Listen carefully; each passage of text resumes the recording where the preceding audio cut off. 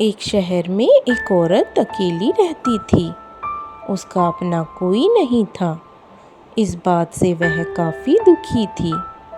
एक दिन वह अपनी परी दोस्त से मिलने गई और उसे कहा कि मुझे एक बेटी चाहिए। परी ने उसकी बात सुनकर उसे एक बीज दिया और बोली, तुम इस बीज को अपने घर के एक गमले में लगा देना।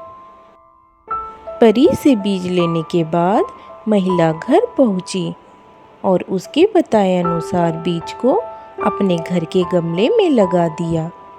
अगले दिन जब वह गमले के पास गई तो उसने देखा कि उसमें एक सुंदर सा फूल खिला था। वह एक जादुई फूल था जिसका नाम ट्यूलिप था। उसकी पंखुड़ियाँ आधी ही खुली थी। उस औरत ने जब उस फूल को चूमा तो उसकी पंखुड़ियाँ पूरी तरह खिल गई। फूल के खिलते ही उसमें से एक बहुत खूबसूरत लड़की बाहर निकली। वह लड़की फूल की ही तरह कोमल थी और उसका आकार अंगूठे जितना था। इसीलिए उस औरत ने उसका नाम थम्बलीना रखा। महिला ने थम्बलीना से कहा, बेटी मैं तुम्हारी माँ हूँ और अब से मैं ही तुम्हारा पालन पोषण करूँगी। तुम्हें बहुत प्यार से रखूँगी। यह सुनकर थम्बलीना भी काफ़ी खुश हो गई और खुशी खुशी उसी के घर में रहने लगी। एक दिन थम्बलीना सो रही थी, तभी मेंढक की नज़र उस पर पड़ी। मेंढक ने अपने मन में सोचा कि क्यों ना इससे मैं अपने बेटे की शादी करा दूं। यह सोचकर मेंढक थम्बलीना को उठाकर अपने बेटे के पास ले गया। मेंढक का बेटा थम्बलीना को देखकर उससे शादी करने के लिए तैयार हो गया। मेंढक ने थम्बलीना को तालाब के पास एक पत्ते पर बिठाया और शादी की तैयारियों में जुट गया। तालाब के बीच एक पत्ते पर बैठी थम्बलीना चाहकर भी वहाँ से भाग नहीं पा रही थी। आखिर में वो रोने लगी। तभी एक तितली ने थम्बलीना को देखा। उसने उसे वहाँ से उठाया और फूलों के नगर ले गई। यहाँ तितली ने थम्बलीना को अपने साथ रखा और उसके खाने पीने का इंतजाम करने में जुट गई। इसके बाद थम्बलीना अपने घर का रास्ता ढूंढने लगी। तभी वह भटककर एक बिल में जा घुसी। उस बिल की रानी एक चूहिया थी जो बहुत बूढ़ी थी। चूहिया ने थम्बलीना को सहारा दिया और बदले में उससे घर के सारे काम कराने लगी।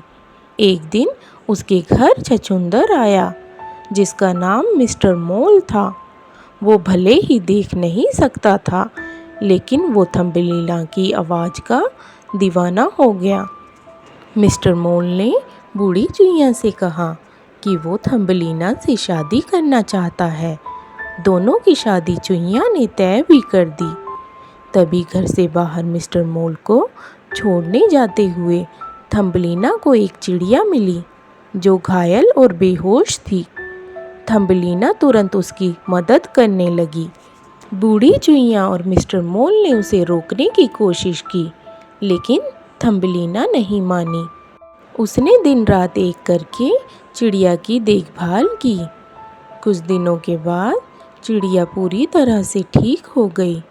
चिड़िया के ठीक होने से थम्बलीना खुश थी, लेकिन शादी के दिन नज़दीक आ रहे थे, इसलिए उसके मन में बेचैनी छाई हुई थी।